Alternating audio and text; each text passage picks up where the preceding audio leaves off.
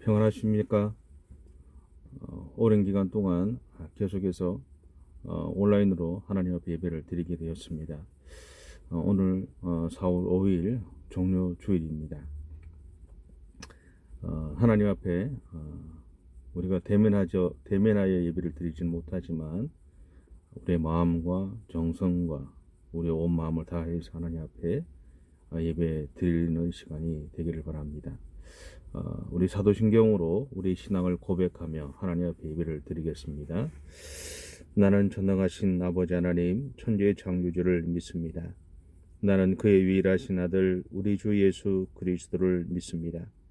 그는 성령으로 잉태되어 동정녀 마리아에게서 나시고 본디오 빌라도에게 고난을 받아 십자가에 못 박혀 죽으시고 장사된 지 사흘 만에 죽은 자 가운데서 다시 살아나셨으며 하늘에 오르시어 전능하신 아버지 하나님 우편에 앉아 계시다가 거기로부터 살아있는 자와 죽은 자를 심판하러 오십니다.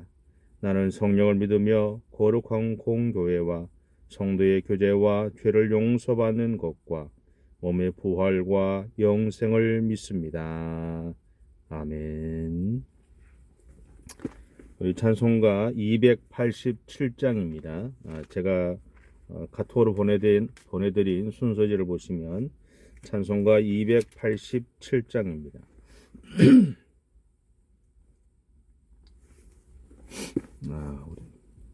다 같이 우리 찬양하겠습니다. 예수 앞에 나오면 죄사함 받으며 주의 품에 안기어 편히 쉬리라. 우리 주만 믿으며 모두 구원 얻으며 영생 복락 멸류관 확실히 받겠네.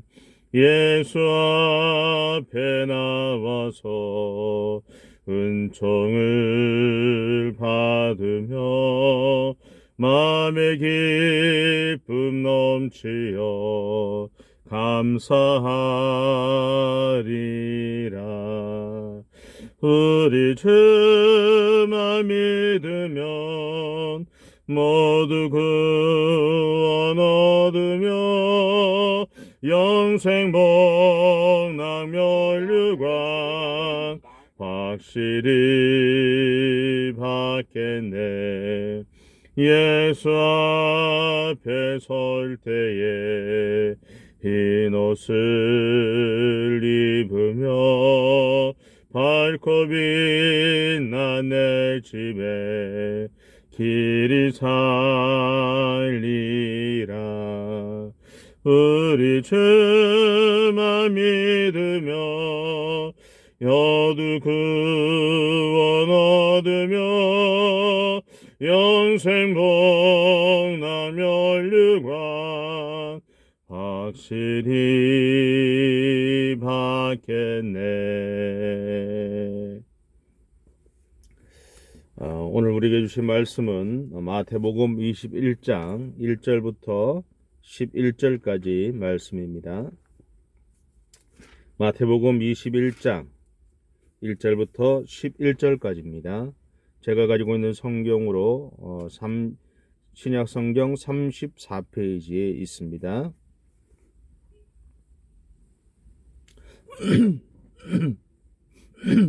다 찾으셨으면 우리 함께 봉독하겠습니다.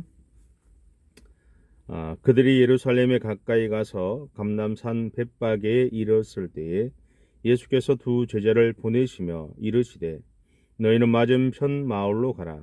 그리하면 곧 매인 나귀와 나귀 새끼가 함께 있는 것을 보리니 풀어내기로 끌고 오라.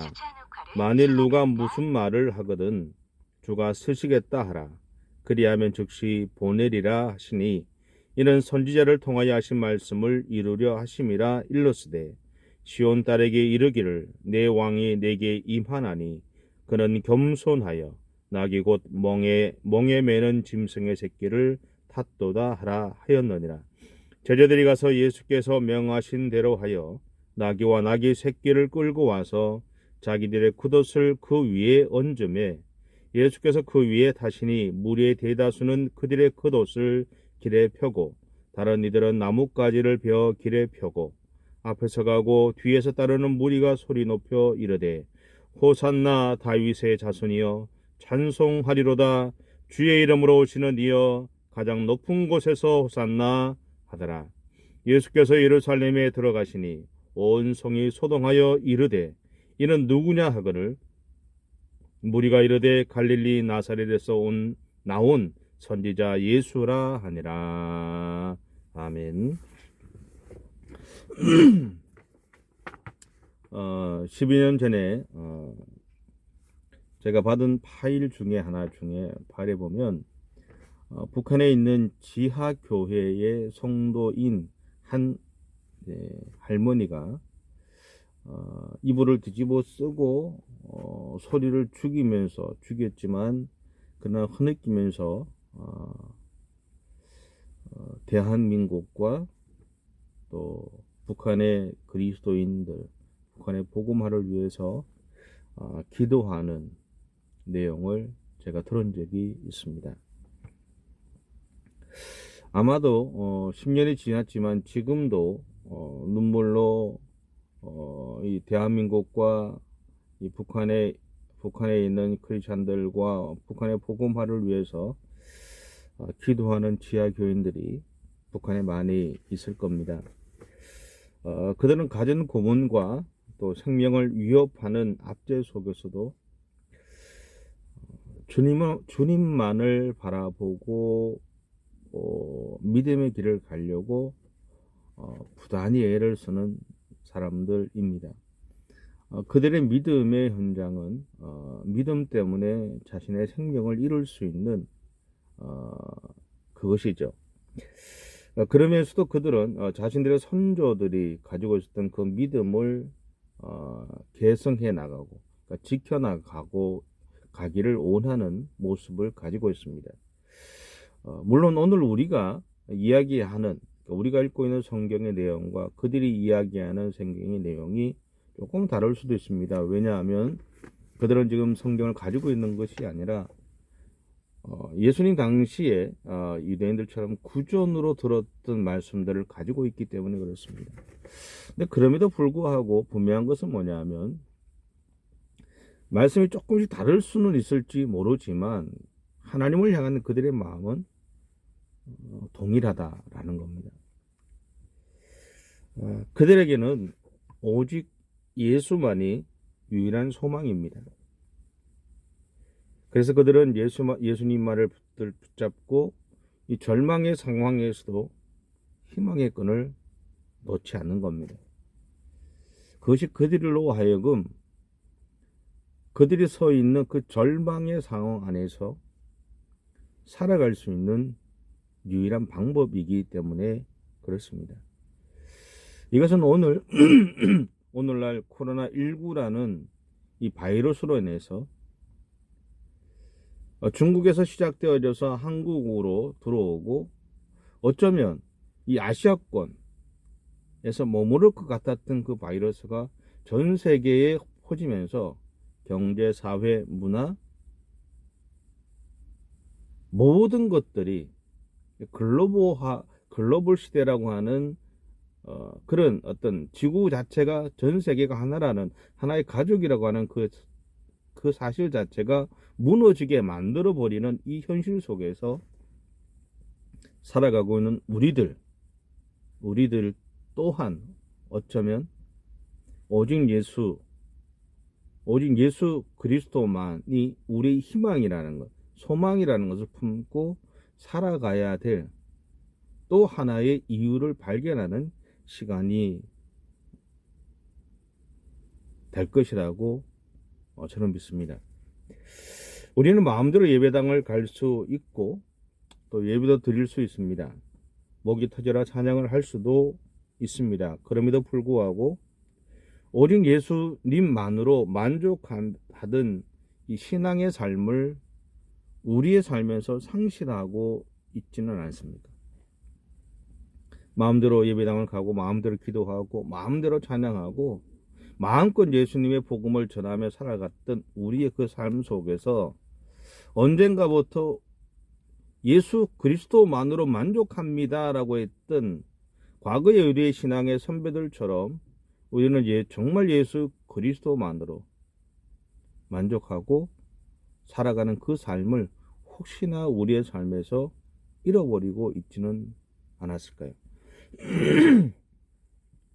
우리는 지금 코로나19로 인해서 우리 신앙생활에 많은 제약을 받고 있습니다. 마음대로 찬양할 수도 없고, 마음대로 예배당에 갈 수가 없습니다.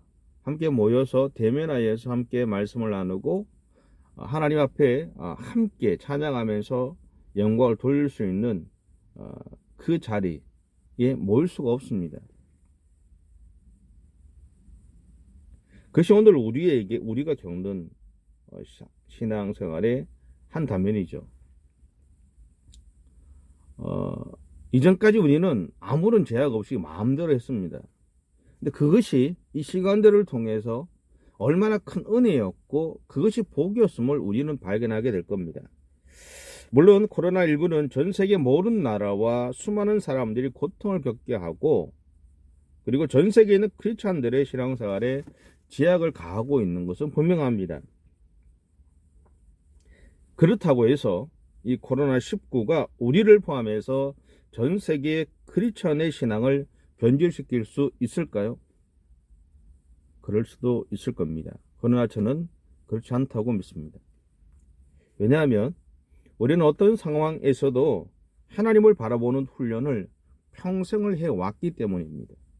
비록 함께 모여서 함께 찬양하고 함께 예배드리고 함께 교제하는 삶을 우리가 살아가지는 못하지만 그럼에도 불구하고 온라인상으로 이렇게 하나님 예배를 드리는 이 시간 우리는 마음을 모으고 생각을 모으고 함께 찬양하고 함께 예배드리고 함께 하나님을 높이는 우리의 신앙의 모습이 이 시간 우리 가운데 일어나고 있기 때문이라고 믿습니다.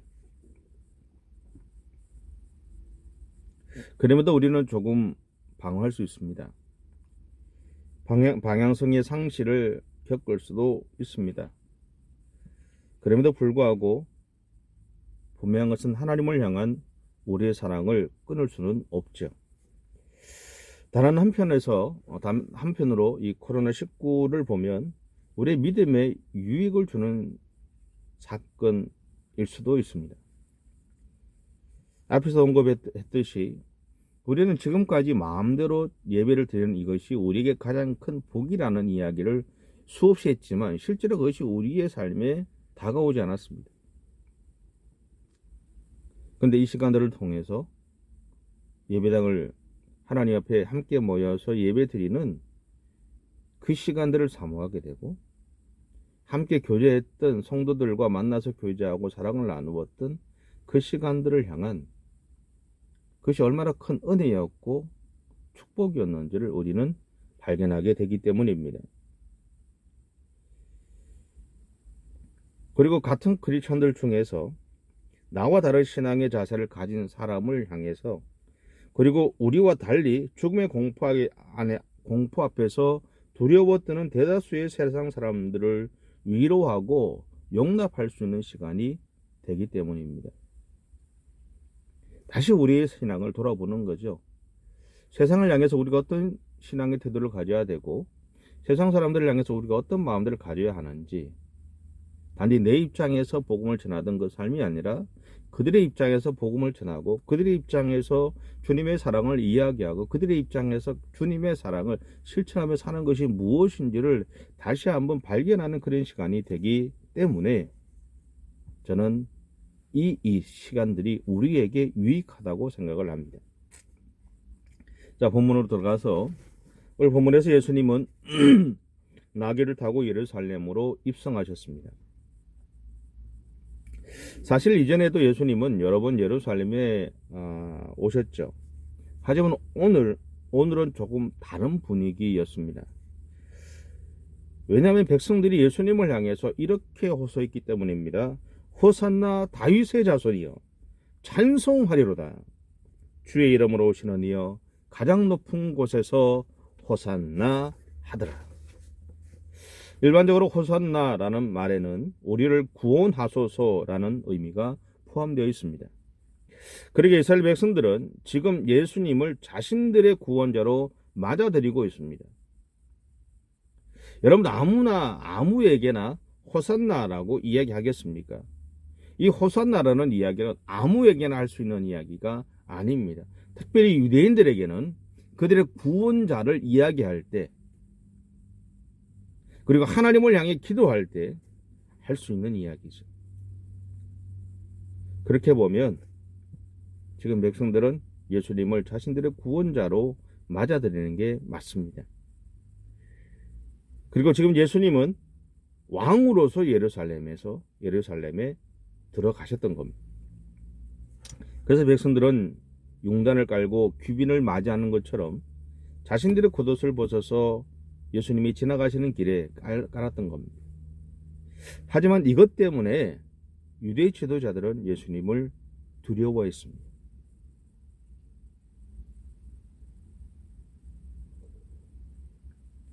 첫 번째 이유는 자신들이 누리던 특권을 잃을까 봐. 자신들을 향한, 두 번째는 자신들을 향한 백성들의 마음이 예수에게 돌아갈까 봐. 세 번째는 자신들의 말보다 예수의 말이 더 백성들에게 먹힐까 봐. 궁극적으로는요, 자신들이 아닌 예수가 백성들에게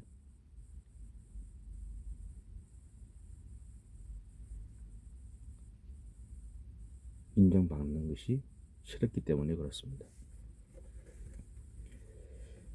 그럼에도 불구하고 백성들이 이렇게 예수님을 환영한 이면에는 예수님을 통해 소경이 보게 되고 귀신이 쫓겨나고 수많은 이적들이 일어난 것들을 그들이 간접적으로 경험했기 때문입니다. 이것은 자신들에게도 그와 같은 일이 일어나기를 소망하는 마음을 품고 있습니다. 왜냐하면 사람들 중에 문제나 어려움이 없는 사람은 하나도 없기 때문이죠. 그들도 그들 나름대로 그들의 속사정에 들어가 보면 각자의 문제들, 어려움들을 다 가지고 있었던 겁니다. 그래서 예수님이 자신들의 그 속사정, 자기들이 갖고 있는 그 문제를 해결해 주기를 원했던 거죠. 근데 백성들은 예수님에게서 이러한 자신들의 소망을 이루어 주실 마음을 찾지 못했습니다. 예수님에게서 자신들이 원했던 왕으로서의 모습을 발견하지 못했던 겁니다. 그렇게 되자 그들은 예수님을 십자가에 매달아 버렸습니다. 백성들은 예수님을 자신들의 문제를 해결하실 분으로 선택했지만 예수님은 그것을 거절하시고 하나님의 일을 하셨던 겁니다. 그리고 오히려 예수님은 우리도 자신처럼 하나님을 우리의 삶의 중심에 모시고 하나님의 일을 하며 살아주기를 원하셨던 거죠. 자신들의 생각과 예수님의 생각이 달랐습니다. 그래서 그들은 예수님을 버렸던 겁니다. 여러분, 나의 생각과 예수님의 생각이 다를 수 있습니다. 나의 생각과 하나님의 생각이 다를 수 있습니다.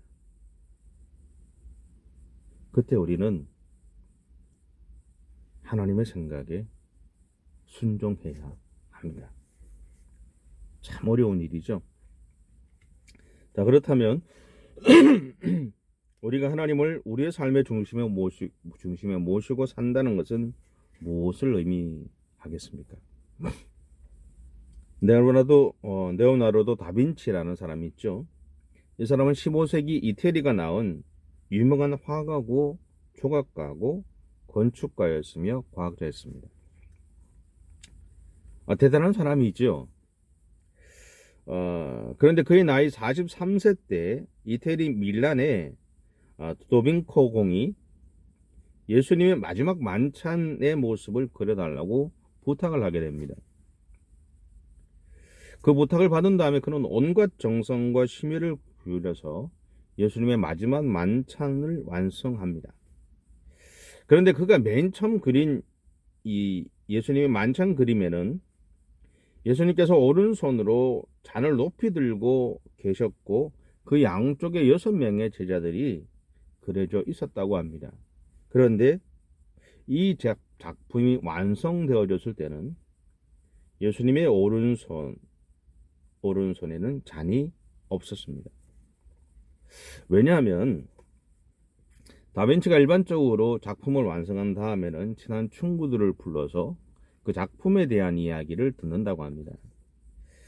근데 이 그림을 이 예수님의 만찬을 그린 다음에도 친한 친구들을 불렀습니다. 불러서 그림을 보여주면서 그들의 의견을 듣게 되었는데, 그때 친구들은 예수님의 손에 들려진 이 은색의 은컵이 얼마나 섬세하고 아름다웠던지 그 컵에서 눈을 떼지 못하더라는 거죠.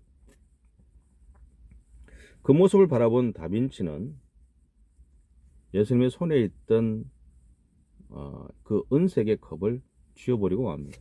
그리고 예수님의 발을 들고 있는 것이 아니라 탁자에 올려놓은 것으로 수정하게 되죠. 그것을 본 친구들이 그에게 그 이유에 대해서 묻습니다. 그때 그는 이렇게 대답했다고 합니다. 이 그림에서는 예수 그리스도 이외에는 그 어떤 것도 중심이 될 수 없다라는 거예요. 여러분, 이것이 바로 예수님을 중심에 두고 사는 사람의 삶의 태도가 아닐까요? 그리고 이런 사람이 오직 예수님만을 바라보는 사람일 것입니다. 우리는 예수 그리스도가 계심에도 불구하고 예수 그리스도보다는 더 화려하고 더 아름다운 것에 우리의 마음을 맡길 때가 있습니다. 그 의미 속에는 우리가 우리 내면에 품고 있는 욕망들이 자리하는 경우가 많죠. 그런데 분명한 것은 우리 안에 있는 욕망이 아무리 일을 한다 치더라도 내 눈에 아무리 다른 것이 아름답게 보여도 우리가 봐야 될 것은 예수 그리스도여야 한다라는 겁니다. 일반적으로 오직 예수라고 할 때는 only way Jesus라고 표현합니다. 하지만 저는 one way Jesus로 여러분의 가슴에 새겨지기를 바랍니다. 오직 예수 그리스도가 우리의 길이기 때문입니다. 오직 예수 그리스도가 우리의 소망이기 때문입니다. One way Jesus. 곧 오직 예수라는 이 말에는 첫째로 예수님이 아니면 우리가 살아갈 수 없다는 결단이 포함되어 있습니다. 둘째는 예수님만을 나의 하나님으로 인정하고 모시며 살겠다는 결단이 있습니다. 셋째는 예수님을 위해 나의 모든 유익을 버릴 용기를 가지고 있다는 고백이 포함되어 있습니다. 어느 목사님이 이런 고백을 했습니다. 한번 들어보십시오. 나에게는 꿈이 있습니다. 나에게는 소원이 있습니다. 그것은 이 땅에 예수님에게 미친 사람들이 일어나는 것입니다. 이 세상에는 성실한 사람들이 많이 있습니다. 마음이 선한 사람들도 많이 있습니다. 또한 모범생들도 많이 있습니다. 선행을 하는 사람들도 많이 있습니다. 그러나 나의 꿈은 사람들을 그렇게 만드는 것이 아닙니다. 나의 꿈은 오직 사람들을 예수님에게 미치게 하는 것입니다. 그들로 하여금 예수님을 향해 광신자가 되게 하는 것이 바로 나의 꿈입니다. 나는 교양 있고 우아한 신자가 아닌 철저하게 예수님에게 빠져버린 그리스도인, 그리고 죄를 위해 목숨을 버리고 전 재산을 팔아서 보화를 살 줄 아는 사람들을 일으키기를 원합니다. 이 목사님의 고백 속에 표현되어서 조금 과격한 표현들도 있습니다. 그러나 그 과격한 표현을 생각하는 것이 아니라 이 목사님의 고백 속에 그가 갖고 있었던 마음의 중심이 무엇인가 하는 것에 우리는 주목해야 합니다. 여러분, 이 목사님의 이 고백처럼 오직 예수 그리스도를 위해서 자신의 전 삶을, 전 생애를 살아가기를 바라는 그리스도인들이 세워지기를 바라는 것이 이 목사님의 마음이고, 오늘 저를 비롯해서 하나님의 마음이 아닐까라는 생각을 합니다. 그리고 이 마음을 바탕으로 해서 수많은 억압 속에서도, 그리고 생명을 잃을 수밖에 없는 상황에서도 하나님을 향한 믿음을 포기하지 않았다.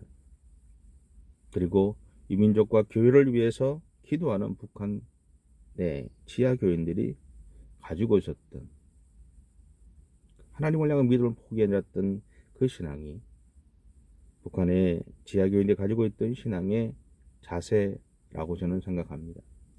그리고 이것은 오늘 우리의 신앙의 선배들이 가졌던 신앙의 태도인 동시에 우리가 가져야 될, 아니 우리가 개성해야 할 신앙의 모습이라고도 저는 믿습니다. 오늘은 종료 주일입니다. 그리고 내일 월요일부터 토요일까지를 고난주간으로 우리는 지킵니다. 그러게 이 시간들을 통해서 저는 우리 개개인들이 나의 예수님을 찾아가셨으면 좋겠습니다. 예수님은 오늘 나를 위해 이 땅에 오신 하나님이셨습니다. 그리고 나를 위해 수많은 아픔과 고난을 당하시면서도 나를 향해 그분의 사랑을 명확하게 보여주셨습니다. 고난 주간임에도 불구하고 우리는 하나님 앞에 모여서 함께 예배를 드릴 수 없습니다. 그런데 여러분, 분명한 것은 그리스도인들은 몸이 떨어져 있더라도 영적으로 교제하는 사람들입니다. 하나님의 영이 우리 안에 있기 때문이죠. 그래서 우리는 늘 영적으로 교제하고 교류할 수 있습니다. 이 고난 주간의 시간들을 보내시면서 나를 향한 주님의 사랑을 우리 각자가 다시 한번 확인하고 기억하셨으면 좋겠습니다. 그리고 그런 마음들이 이 한 주간 우리의 삶에서 서로에게 영적으로 영향을 끼치고 전달되어주는 그런 은혜가 있으셨으면 좋겠습니다. 그리고 우리의 남은 신앙의 여정 동안 더욱 하나님 중심의 신앙의 생활들을 하시길 바랍니다. 여러분 기억하십시다. 오직 예수 그리스도, 그분만이 우리의 희망이고 그분만이 우리의 소망입니다. 그리고 오직 예수 그리스도만을 바라보는 믿음의 길을 가는 이 믿음의 공동체인 교회가 이 땅의 소망이고 이 세계의 희망이라는 사실들을 기억하십시오. 그러게 이번 한 주간 동안 비록 우리는 몸은 떨어져 있지만 이 민족을 위해서 온 세상을 향해서, 그리고 여러분의 삶의 주변에 있는 주변의 수많은 사람들을 위해서, 그리고 여러분 자신들을 위해서 기도할 수 있기 바랍니다. 하나님의 치유하심이, 하나님의 회복하심이, 그리고 무엇보다 이 시간들을 통해서 우리를 향한 하나님의 마음을 우리가 발견해 갈 수 있도록 그렇게 기도하시면서 여러분에게 여러분의 일생 동안 가장 뜻깊은 고난 주간이 되고 주님의 그 놀라운 사랑을 회복하는 그런 복된 자리가 되시기를 바랍니다. 기도하겠습니다. 사랑의 주님, 감사합니다. 주님이 나를 위한 대속 제물이 되시기 위해 예루살렘에 입성하신 이 종료 주일을 맞이합니다. 왕으로 입성하셨지만 바로 그 다음 날부터 세상의 가장 악한 죄인으로 취급받아서 수많은 고통과 아픔을 겪고 결국 죽음까지 자신의 생명까지 내놓으시는 그런 시간들을 보내는 이 절기입니다. 주님이 그러한 시간들을 보내셨던 이유는 한 가지였습니다. 바로 오늘 나를 구원하시기 위해서, 오늘 나를 살리기 위해서, 오늘 나를 찾기 위해서. 주님의 그 마음을 다시 한번 발견하는 이 종료주일이 되고, 이 고난주간이 되고, 우리의 매일의 삶에서 끊임없이 일어나는 주님의 대속의 사건이 나를 위해서 일어난 놀라운 그 은혜의 사건임을 발견하는 시간들이 되어줄 수 있도록 하나님의 인도에 주옵소서. 주님, 하나님이 우리를 얼마나 사랑하시는지 그 사랑을 다시 발견하고 기억하고 회복하는 우리 모두의 생애가 되어줄 수 있도록 하나님의 인도해 주시옵소서. 그래서 이번 한 주간도 주님의 그 놀라운 사랑과 은혜 가운데서 승리하는 우리 모두가 되어줄 수 있도록 인도해 주시고, 코로나19로 인해서 이 땅에 있는 수많은 이 땅이, 이 민족이, 온 세계가 경제적으로, 사회적으로, 문화적으로, 신앙적으로 너무나 어렵고 힘든 시간들을 보냅니다. 새로운 패러다임이 생겨야 되는 그 상황들 속에서 몰려가 있습니다. 어떻게 해야 될지 몰라서 허덕이는 모습을 바라봅니다. 주님, 우리에게 지혜를 주시고 주님, 우리의 삶을 인도해 주셔서 이 시간들을 통해 하나님께서 우리 각자에게 주시는 마음들, 이 민족을 향해서 온 세계를 향해 하나님이 이야기하신 하나님의 음성을 들을 수 있는 우리 모두의 생애가 되어줄 수 있도록 하나님이 인도해 주시옵소서. 이것이 합력하여 선을 이루시는 하나님의 놀라운 사건들이 되어줄 수 있도록 하나님께서 그렇게 역사해 주실 것을 믿습니다. 주님, 그런 하나님의 은혜가 우리의 삶에 충만케 해 주시옵소서. 감사하며 예수님의 이름으로 기도드립니다. 아멘. 지금은 우리 주 예수 그리스도의 무한하신 은혜와 하나님 아버지의 극진하신 사랑하심과 성령님의 감동감화 위력에 통하시는 은혜가 오직 예수 그리스도만이 우리에게 소망이고 희망인 것을 기억하고 오직 예수 그리스도만을 바라보는 믿음의 길을 달려가기로 작정하는 우리 모든 성도들과 가정과 생업 가운데, 그리고 코로나19로 인해서 너무나 힘겨운 시간들을 보내는 이 민족 가운데, 그리고 온 세계 가운데 지금부터 영원까지 함께 하시기를 간절히 축원하옵나이다. 아멘. 우리 옆에 분하고 한번 인사하겠습니다. 사랑합니다. 축복합니다. 힘내십시다. 하나님만이 우리의 소망이십니다. 여러분, 서로 격려해 주시고 또 서로 기도해 주시고 또 서로 사랑해 주시면서 하나님의 사랑을 나누는 이번 한 주간이 꼭 되시기 바랍니다. 하나님이 우리로 하여금 승리하게 하실 것입니다. 축복합니다. 승리하세요.